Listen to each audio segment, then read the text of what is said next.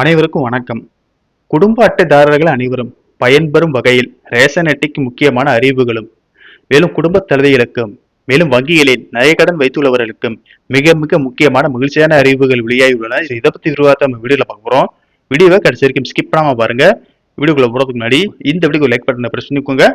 இப்போ அந்த சேனலுக்கு ஃபர்ஸ்ட் டைம் பாருங்கன்னா சப்ஸ்கிரைப் பட்டனை பிரஸ் பண்ணிக்கோங்க. கூடவே பெல் ஐக்கான் பட்டனையும் பிரஸ் பண்ணிக்கோங்க. வாங்க வீடியோக்குள்ள போகலாம். தமிழ்நாட்டில் பொது விநியோக திட்டத்தின் கீழ் குடும்ப அட்டைதாரர்களுக்கு ரேஷன் கடைகள் மூலமாக அரிசி இலவசமாகவும், தூரம்பருப்பு, சீனி, கோதுமை, சமையல் எண்ணெய் உள்ளிட்ட அத்தியாவசிய பொருட்கள் மலிவு விலையில் வழங்கப்பட்டு வருகிறது.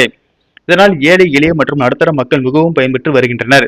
தாய்மானவர் திட்டத்தின் கீழ் வயதான முதியோர்கள், மாற்றுத்திறனாளிகளின் வீடுகளுக்கு சென்று ரேஷன் பொருட்கள் வழங்கப்பட்டு வருகின்றன. மேலும் கலைஞர் மகளிர் உரிமைத்தொகை திட்டத்தின் கீழ் தகுதியான பெண்களின் வங்கிக் கணக்கில் உரிமைத்தொகை செலுத்தப்பட்டு வருகிறது.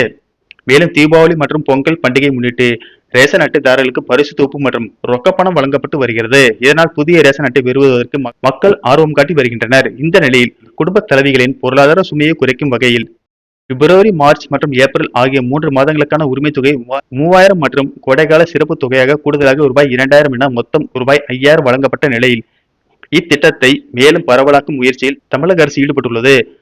தற்போது விடுபட்டுள்ள தகுதியுள்ள பெண்கள் மற்றும் புதிய விண்ணப்பதாரர்களை இத்திட்டத்தின் கீழ் கொண்டு வருவதற்கான வழிகாட்டுதல்கள் விரைவில் வெளியாகும் என்று கூறப்படுகிறது.